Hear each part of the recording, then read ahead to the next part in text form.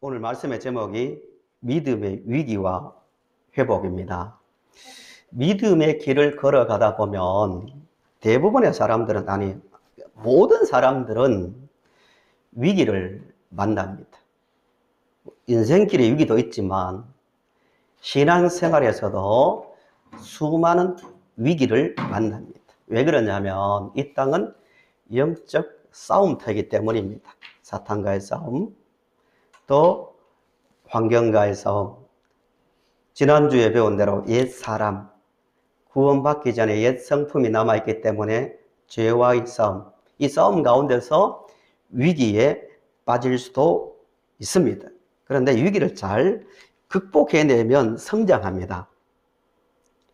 그런데 반대로 그 위기에서 위기를 극복하지 못하면 신앙이 뒤로 물러가거나 무너질 수 있는 겁니다. 우리 성도님들은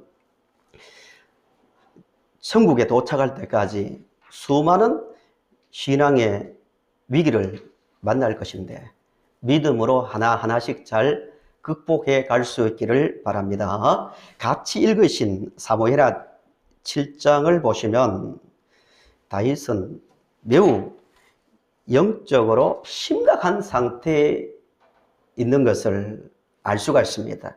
다윗이 겉으로 보기에는 전혀 문제가 없어 보이는데 실제는 매우 영적으로 위험한 상태에 있었습니다. 그 다윗이 위험한 상태에서 이제 벗어나는데요. 그 과정을 보면서 우리도 위험한 일을 만날 때 믿음으로 잘 벗어날 수 있어야 됩니다. 다윗 하면 생각나는 장면이, 떠오르는 장면이 뭡니까? 10대 후반에 골리앗과 싸워서 이긴 사람, 만군의 여호와 이름으로 나가서 이긴 사람, 또 사울 왕으로부터 10년 동안 쫓겨다녔습니다. 자기를 잡으러 오는 사울의 칼을 피해서 10년입니다. 그 쫓기는 그 과정을 보시면 도저히 한 사람으로서 견뎌낼 수 없는 너무너무 고통스러운 시간들이었습니다. 그래서 그 고통 가운데서 외로움, 두려움, 답답함, 언제 고난이 끝날지 모르는 밤을 지새우면서 보내었지만 다윗은 그런 고난의 과정 속에서도 노래를 지어 하나님을 찬송한 사람입니다. 대단한 사람이죠. 그런 다윗도 지금 영적으로 굉장히 어두운 상태에, 위험한 상태에 빠져 있는데요. 1절을 보십시오. 1절을 보시면 여호와께서 주위의 모든 원수를 무찌르사 왕으로 궁에 평안히 살게 하신 때라고 말하고 있습니다. 이제 자기를 잡으려고 오는 사울도 죽었고 또 10년 동안 정복 전쟁을 통해서 주변 모든 나라를 쳐부숨으로 더 이상 이스라엘을 이어갈 세력도 없어졌습니다. 정치도 안정되고 경제도 부흥하고 또 왕궁도 화려한 왕궁도 지었습니다. 심지어 백성들이 다윗을 존경했습니다. 아무 문제 없습니다. 그야말로 모든 일이 내적으로 외적으로 안정된 상태에 있다는 것이 1절의 말씀인데요. 그러던 어느 날 다윗이 자기가 지은 왕궁을 거닐다가 눈에 딱 들어온 게 있었습니다. 그게 뭐냐면은 하나님의 궤입니다. 하나님의 궤가 뭔지는 조금 뒤에 설명하겠습니다. 말 그대로 나무 상자죠. 나무 상자가 있는 천막으로 된 공간 안에 하나님의 궤가 눈에 들어온 거예요. 보니까 자기가 살고 있는 화려한 왕궁에 비해서 하나님의 궤는 초라하게 보였습니다. 천막으로 지어져 있으니까. 그래서 내가 하나님의 집을 지어야겠다 하고 3절을 보세요. 3절을 보시면 나단이 왕께 아뢰되 여호와께서 왕과 함께 계시니 마음에 있는 모든 것을 행하소서라고 말합니다. 다윗이 내가 하나님의 교회가 있는 집을 지어야겠다 하고 계획을 말하니까 선지자 나단이 굉장히 좋아합니다. 좋은 생각입니다 하고 성전 건축을 허락합니다. 칭찬받을 일 아닙니까? 왕이면서 자기 집 왕궁만 짓는 게 아니라 하나님의 성전을 짓기로 하고 얼마나 많은 예산이 들겠어요. 수고가 들어갑니다. 그런데 그날 밤에 충격적인 일이 일어납니다. 어떤 일이 일어났냐면은 그날 밤에 하나님께서 불같이 화를 내십니다. 다윗을 책망하십니다. 당장 성전 건축 계획을 취소해 하고 나단을 통하여 다윗을 길게 책망하십니다. 그러면 우리가 이런 질문을 하나 해야 돼요. 다윗이 뭐가 잘못됐길래, 다윗에게 어떤 문제가 있었길래 하나님께서 불같이 화를 내시면서 다윗 너 정말 잘못하고 있어, 성전 건축 계획을 취소해 라고 이렇게 책망하셨는가의 문제입니다. 인간적으로 생각하면 좋은 일이잖아요. 하나님의 말씀대로 왕이 되었고 또 왕궁도 건축하고 또 정복전쟁에서 승리하고 경제도 안정되고 모든 면에서 복을 받은 사람 같아요. 다윗이 1절 말씀 그대로 하나님께서 여호와께서 복을 주셨습니다. 뭐가 문제인지 우리는 보셔야 됩니다. 이게 오늘 가장 중요한 말씀입니다. 하나님께서 다윗 왕을 책망한 그 내용을 보시면 다윗이 얼마나 영적으로 잘못되어 있는지를 알 수가 있습니다. 5절부터 16절이 다윗이 잘못된 것이 무엇인지를 보여주는 책망의 내용입니다. 먼저 5절에서 7절을 보십시오. 성경을 보십시오.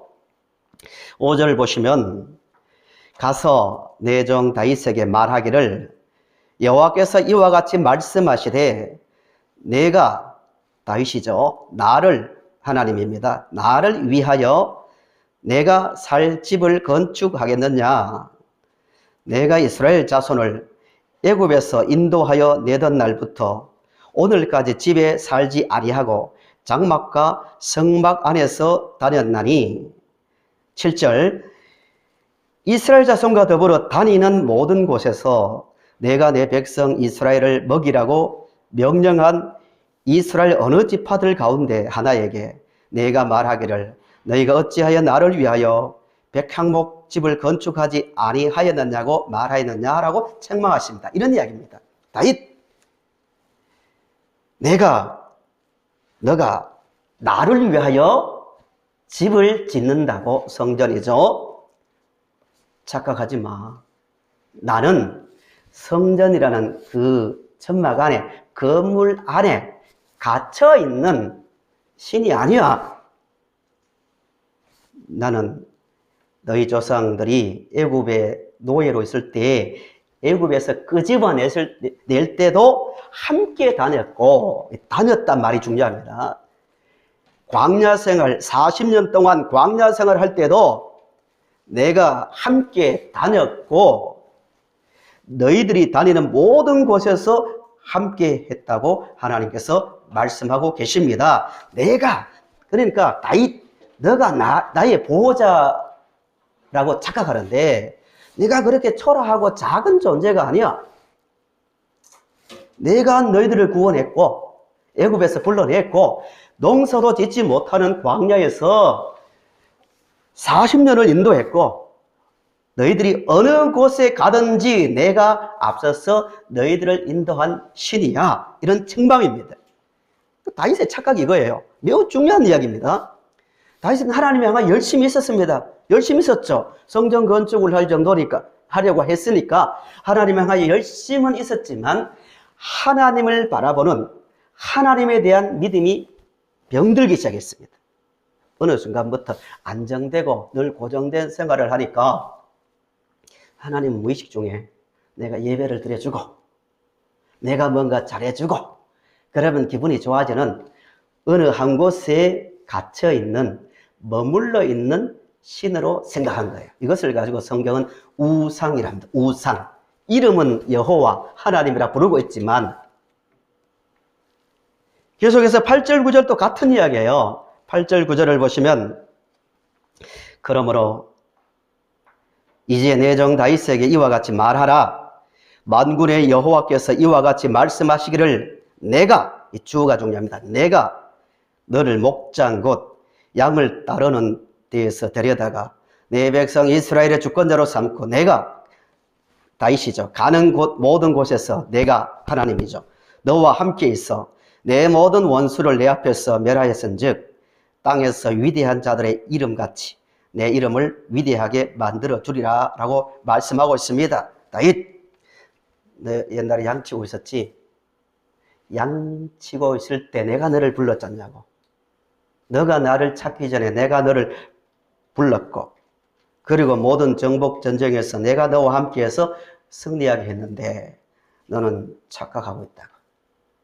내가 나라의 보호자로 자처하고 있고 내가 그렇게 초라하게 보이냐고. 내가 천막 속에 갇혀있는 내가 신이냐고. 왜 그렇게 나를 작게 보느냐의 책망이 하나님의 책망의 내용입니다. 10절부터 16절도 매우 중요한 이야기인데 이 부분 조금 뒤에 다시 다루도록 하겠습니다. 4절부터 16절까지요. 23개의 동사 하나님 자신을 1인칭으로 사용합니다. 그러니까 내가 너희를 불렀고 내가 너희들을 구원했고 내가 너희들을 인도하고 있고 내가 너희들을 먹였고 내가 너희들을 전쟁에서 승리하게 한 살아있는 참 신이라는 말씀이 하나님의 책망입니다. 다윗은 그렇지 못했다는 거예요. 하나님의 이름은 불러요. 하나님은 찾아요. 그러나 자기 마음이 답답할 때 마음을 위로해주고 자기가 필요할 때 도와주는 그냥 자기 소원을 이루어주는 어느 곳에 갇혀있는 신으로 생각한 겁니다. 다시 조금 전에 드린 말씀대로요. 하나님께서 만드신 이 나무 상자가 뭔가를 생각해 보자고요. 다른 말로 법궤라고 하죠. 2절을 보세요. 2절에 이 나무 상자를 어떻게 보느냐에 따라서 바른 신앙이 나오고 잘못된 신앙이 나옵니다. 2절을 같이 주목해서 같이 읽어볼까요? 시작. 선지자 나단에게 이르되 볼지어다.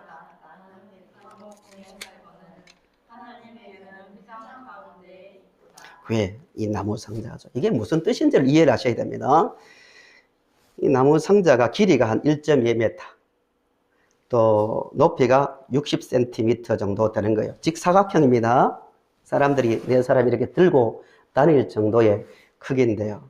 나무의 이 상자의 재료, 크기, 또 모양, 또 이동을 해야 되거든요. 계속 들고 다녀야 되니까 이동 방법, 그리고 안에 뭐가 들었냐 하면은 3가지가 들어있어요. 하나님께서 넣으라고 했거든요. 이스라엘이 살아오면서 경험한 역사 가운데서 경험한 중요한 3가지가 있어요. 첫째가 십계명 돌판, 하나님께서 직접 적어주신 십계명 돌판이 상자 안에 들어가 있었고, 만나가 담긴 항아리, 하늘에서 떨어진, 이스라엘이 광야를 통과할 때 농사를 짓지 못했잖아요. 먹을 수 있도록 계속해서 만나를 내려주셨거든요. 만나가 담긴 항아리. 또 하나는 아론의, 모세의 형이죠. 아론의 쌍난 지팡이, 마른 지팡이에서 싹이 났습니다. 이 물건들이 뭘 상징하냐 하면은 이 나무 상자와 들어있는 물건들이 뭘 상징하느냐가 중요하거든요. 상징이거든요. 하나님께서 백성들에게 말씀을 주시고, 두 번째는 필요한 것을, 먹을 것을 공급해 주시고, 살아가는데 필요한 것을 공급해 주시고, 그 다음에 이스라엘을 구원하시고 보호해 주시는 분임을 항상 생각나게 만들기 위해서 그 상자를 항상 가지고 다니게 하셨습니다. 이해하시겠습니까? 나무 상자 자체가 신성한 게 아니란 말입니다. 어떤 이방 종교처럼 그 자체가 신성한 게 아니라 이스라엘이 살아가는데 항상 하나님은 그 나무 상자를 머물 때는 중앙에 백성들 중간에 놓게 하고 이동할 때, 전쟁할 때나 이동할 때는 모든 백성들이 볼 수 있도록 항상 앞에 들고 걸어갔거든요. 그것을 보면서 아 그렇구나. 우리 인간을 인도하시는 분은 누구다? 하나님이시다. 내가 먹고 사는 것도 누구의 손에 달렸다? 하나님께서 공급하신다. 나의 생명도 누구의 것이다? 하나님의 것이다. 우리말로 하면은 천지를 만드신 분은 누구시다? 하나님이시다. 그분은 우리와 함께 다니고 계시는 분이다. 우리와 함께 활동하시는 분이다. 살아계신 분이다. 늘 생각하며 하나님께 순종하며 살게 하기 위해서 만든 물건이에요. 근데 다윗은 그 자체를 가지고 하나님과 동일시하는 거예요. 그것이랍니다. 그것. 하나님은 어느 대상의 인격자가 아니라 그것은 장막 속에 있고 초라하게 보였다는 겁니다. 우리 자신을 돌아보셔야 돼요. 지금 이 순간에 하나님은 성도님들에게 어떤 분인가의 문제입니다. 다윗은 분명히 하나님을 위해서 뭔가 일하려고 열심을 내고 있었지만 그 순간에 하나님은 불같이 화를 내시고 계셨습니다. 영적으로 어두워졌다는 거예요. 하나님을 종교적 대상으로 다윗은 바라보기 시작했다는 거예요. 그래서 위기라는 거예요. 우리 하나님은 우리에게 어떤 분입니까? 천지를 만드신 분, 우리의 생명의 주인. 지금 이 순간에도 하늘의 별과 달들을 운행하시고 모든 역사를 주관하시는 전능하신 하나님, 창조자 하나님, 살아계신 하나님이십니다. 그 믿음이 있어야 바른 믿음입니다. 다윗이 얼마나 잘못되었는지 좀 더 알기 위해서요. 조금 시간이 가지만 이 부분을 잠시 찾아보고 공부하고 넘어가겠습니다.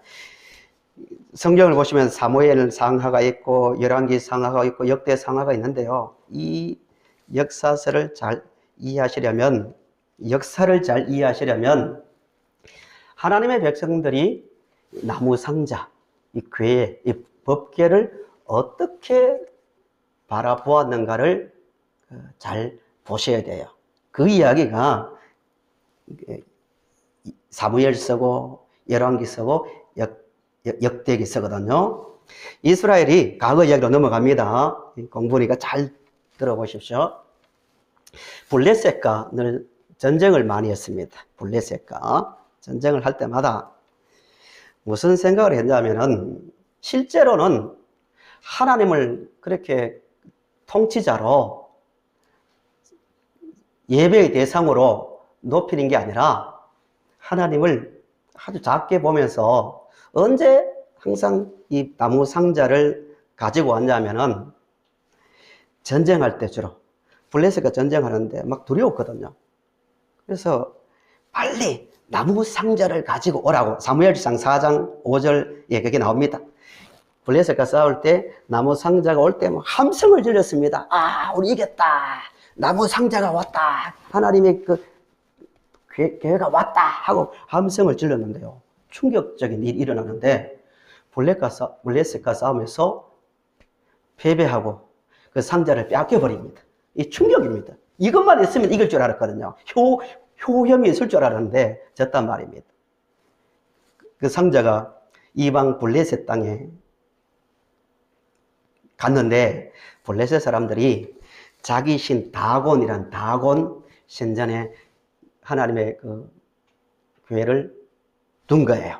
그런데 이상한 일이 일어납니다. 자고 일어나니까 다곤 신상에 팔다리가 다 부러지고 넘어져 있는 거예요. 우연이라고 생각했겠죠. 이런 일이 일어나면 안 되는데 했지만 우연이라고 생각했는데, 그래서 다시 그럼에도 이상하니까 다른 곳으로 하나님의 그 교회를 옮겼습니다. 거기에 전염병이 일어나는 거예요. 전염병이 블레셋 땅에. 또 다른 곳으로 옮기니까 계속 재앙이 생기거든요. 이게 이상하다. 이게 뭔가 해서 우연히 일어난 게 아닌가 해서 확인해보자. 정말 이 상자 때문에 그런가? 아니면 우연히 일어난 일인가 확인하기 위해서 꾀를 하나 내었습니다. 블레셋 사람들이. 사무엘상 6장 5절을 한번 찾아보실까요? 사무엘상 6장 5절.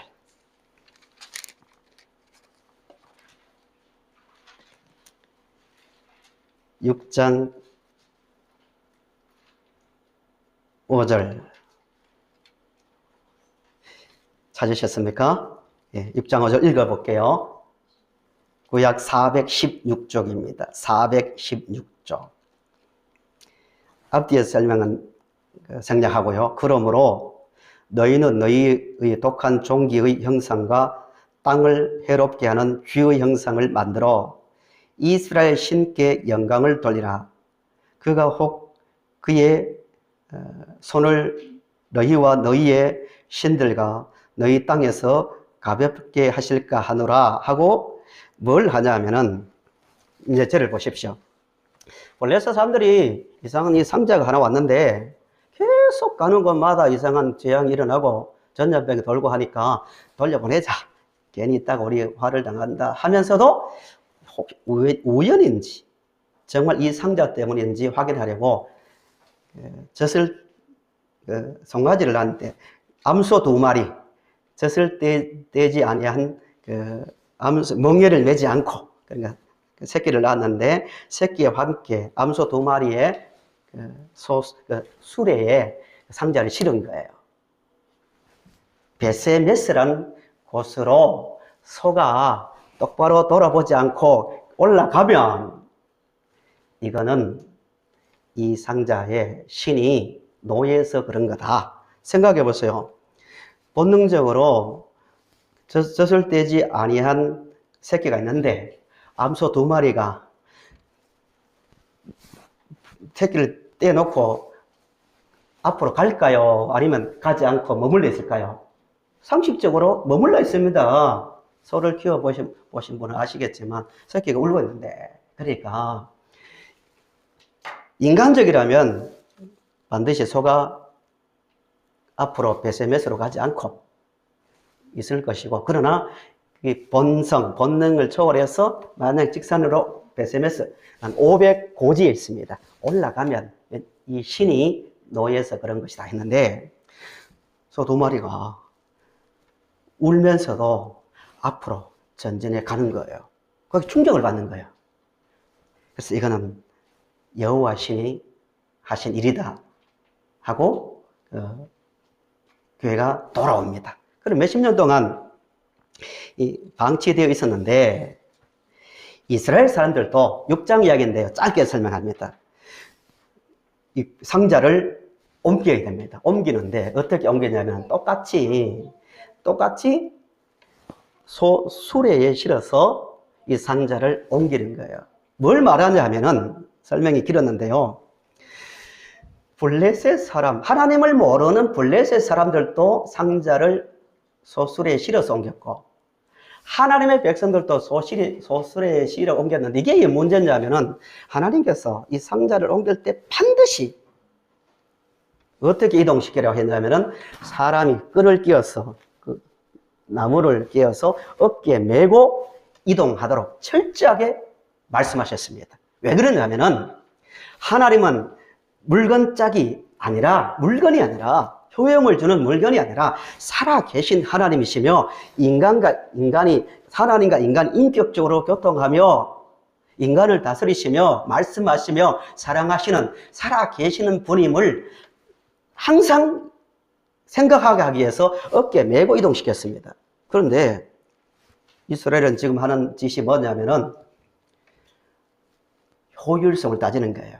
이동하는데 효과적인 것을 따져서 수레에 실어서 옮기는 거예요. 무슨 이야기입니까? 하나님을 살아계신 분이 아니라 그냥 이방인들이 섬기는 것처럼 블레셋 수준으로 떨어져 있다는 거야. 효과적으로 뭐가 효과적인가? 하나님과 관계가 비인격적으로 떨어져 있다는 거예요. 무슨 뜻인지 아시겠습니까? 그것을 지금 지적하고 있습니다. 다윗도 그랬다는 거예요. 그것 2절에 있는 말씀대로 하나님의 교회는 초라하게 보이는 거예요. 내가 좋은 것으로 이동시켜 드려야지. 이런 관계가 되어버렸다는 겁니다. 이게 다윗의 위기였습니다. 그래서 겉으로 보기에는 칭찬받을 일 같지만 성전을 건축하는 일이니까 하나님께서 무시무시하게 책망하시는 거예요. 정신 차려.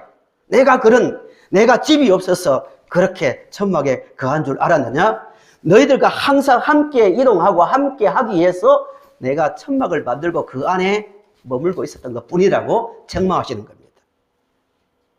이 다윗이 이제 회복합니다. 믿음이 회복됩니다. 어떻게 회복되냐 하면은 본문 17절을 보십시오. 사무엘하 7장 17절을 봅니다. 나단이 책망의 말을 다 듣고 어떻게 했냐? 17절. 선지자 나단이 이 모든 말씀, 이 모든 책망과 약속의 말씀을 듣고 이 모든이란 말이 두 번이나 반복됩니다. 모든 계시대로 다윗에게 어떻게 합니까? 다 말해줍니다. 들은 말씀을 그대로 다 말해줬다는 거예요. 매우 중요한 얘기입니다. 이렇게 생각할 수 있잖아요. 인간적으로 생각하면 다윗이 그렇게 잘났다고, 우리도 그런 게 되어 있잖아. 나는 굉장히 잘했다고 생각하고 칭찬받을 줄 알았는데 열심히 땀을 흘리면서 교회에 와서 일했고 충성했는데 이제 모든 사람들이 칭찬해 주겠지 했는데 뭐 하냐고 지금. 왜 그런 쓸데없는 짓 하냐고 하면은 어떨 거예요? 말하는 사람도 민망하고 듣는 사람도 상처받을 거 아니겠어요? 자기는 잘했다고 생각하는데. 근데 나단은요, 인간적으로 내가 뭐 있는 대로 다 책망받은 말 다 하면 괜히 분위기도 어색해지고 다윗도 상처받고, 그러니까 적당하게 포장해서 말한 것이 아니라 17절에 모든 말씀, 모든 계시대로 다 있는 대로 말씀을 전달해 줬다는 거예요. 한 인간이, 한 영혼이 진짜 하나님을 알고 진짜 영혼이 살아나려면요, 하나님의 말씀을 있는 그대로 들어야 됩니다. 잘 이해하셔야 됩니다. 잘못하면 이렇게 갈 수 있는 거예요. 제가 나단이라도 치고요, 목사가 말씀을 전하는데 어떻게 하면, 잘 이해하셔야 됩니다. 어떻게 하면 성도들이 일주 동안 세상 살다 왔는데 성도들이 기뻐하는 말을 해줄까? 성도가 위로받는 말을 해줄까? 어떻게 하면 용기를 주는 말을 할까? 이런 생각에 빠지면요, 영혼이 사는 것 같지만 오히려 반대로 영혼이 죽을 수 있습니다. 반대가 돼야 됩니다. 하나님의 말씀을 전달자는 하나님의 말씀인 성경을 있는 그대로 전달해야 됩니다. 그래야 영혼이 사는 거예요. 성도님들 잘 생각하셔야 됩니다. 이단들이 왜 이단인지 아세요? 잘못된 신앙에 빠진지 아세요? 두 가지 문제가 있어요. 그들도 성경을 좋아해요. 성경을 가지고 따집니다. 그런데 모든 성경이 아니에요. 자기들이 필요한 말씀을 뽑아서 그냥 말하는 거예요. 모든 성경 있는 그대로. 또 하나는 자세히 풀어야죠. 모르니까 하나님 어머니가 나오는 거예요. 하나님의 교회. 창세기 말씀 때문에 그렇거든요. 우리가 복수를 사용하니까, 삼위일체를 이해 못하니까 하나님은 아버지도 있고 어머니도 있다 이렇게 하는 거예요. 참 무식한 거죠. 모든 성경 자세히 들으면 틀림없이 모든 말씀을 들은 영혼은 회복되고 살아나게 되어 있습니다. 하나님 말씀이니까요. 물론 위로받아야 됩니다. 말씀을 바로 들으면 위로받고 책망도 받고 또 용기도 얻어야 되고 평화를 가져야 됩니다. 그러나 하나님의 말씀을 들은 결과로서 그런 게 와야지, 처음부터 작정하고 저 사람 어떻게 하면 기분 좋게 할까? 어떻게 하면 용기를 줄까? 이게 아니란 거예요. 그건 인간의 말입니다. 세상 강연을 듣고도요, 아니면 종교 모임에 가고도요, 얼마든지 아무리 힘든 상황에 있더라도요, 거기 가서 위로받을 수 있고요. 용기를 얻을 수 있고요. 인생의 나름대로 의미를 찾을 수도 있는 거예요. 그러나 성경은 그렇게 말하지 않아요. 하나님의 말씀, 생명의 근원이시며 창조자이신 하나님의 말씀을 들을 때 죽은 영혼이 살아나는 거예요. 성도님을 또 때로는 이건 어렵다. 무슨 말인지 몰라서 지루하다 할 때도 있겠지만 창세기부터 계시록까지 모든 말씀, 모든 계시, 17절에 있는 말씀대로 다 듣다 보면은 구원에 이르는 지혜도 없고요. 하나님을 인격 대 인격으로 만나고요. 하나님을 바르게 알고 섬기는 자리에까지 나가는 겁니다. 이게 다윗의 회복입니다. 다 말씀을 듣고 이제 결론입니다. 말씀을 다 듣고 이렇게 반응하지 않았다는 거예요.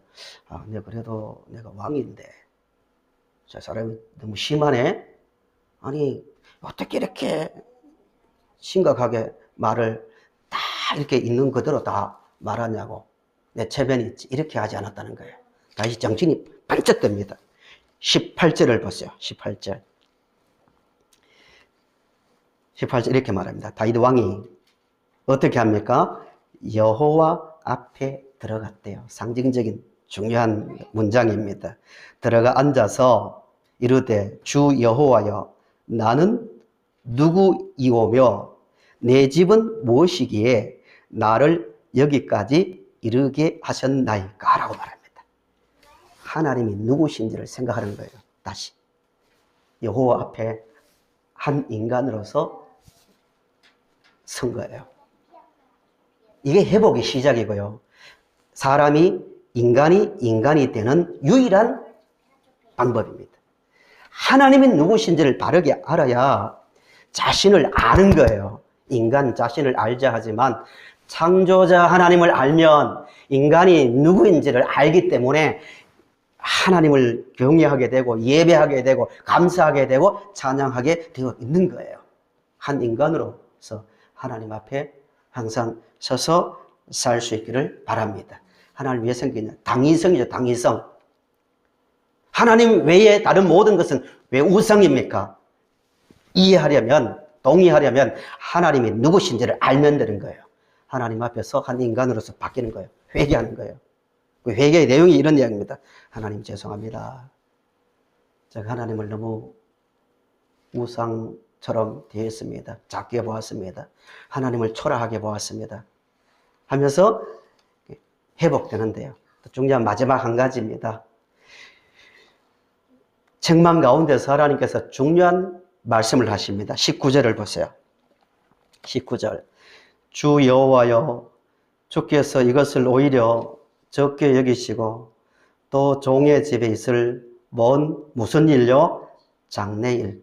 이 부분은 시간이 많이 갔기 때문에 토막을 잘라서 따로 1시간 동안 말씀을 전하도록 하겠습니다. 이게 뭐냐면은 다윗을 통하여 다윗 12절을 보십시오. 12절. 뭔 장래일이 뭔지를 다윗이 깨닫습니다. 12절을 같이 읽어보실까요? 같이 시작. 내 수완이 차서 내 조상들과 함께 누울 때 내가 내 몸에서 날 내 씨를 내 뒤에 세워 그의 나라를 견고하게 하리라. 아멘. 이 말씀은 씨는 예수 그리스도를 말합니다. 다윗. 내가 너를 불러서 왕으로 세운 목적은 이 땅의 왕이 아니야. 이 땅의 왕국은 무너져. 영원히 무너지지 않는 나라를 세운다. 내 씨를 통하여, 후손을 통하여. 그 씨가 누구냐면 예수 그리스도입니다. 예수 그리스도. 다윗이 알아먹는 거예요. 그래서 먼 장래일까지 알려주셔서 감사합니다. 이런 이야기입니다. 그래서 신약의 시작이 아브라함과 다윗의 자손 예수 그리스도입니다. 예수 그리스도는 하나님께서 본문에 다윗을 통해서 너의 후손을 통해서 영원히 무너지지 않는 나라, 천국이죠. 하나님의 나라를 세우려고 너를 불렀고 너의 후손을 예수 그리스도를 통하여 모든 인생을 구원하여 영원히 무너지지 않는 나라를 세운다. 내가 집을 세운다는 약속입니다. 그것을 알고 다윗이 하나님께 감사를 하는 겁니다. 이 말씀을 생각하시면서요. 우리는 이 부분을 생각해야 됩니다. 나에게 하나님은 누구신가? 예배 드릴 때 어떤 하나님을 섬기고 있는가? 하나님은 창조자입니다. 전능자입니다. 유일하신 주권자로서 세상을 다스리시며 우리의 영혼을 구원하신 구원자입니다. 이 하나님을 생각하면서요. 여호와는 나의 목자시니 내가 부족함이 없습니다. 하나님만이 나의 피난처고 위로자가 되시고 소망이 되시고 기쁨이 되십니다. 그 살아계신 하나님과 항상 동행하며 살아가는 성도님들이 되시기를 바랍니다.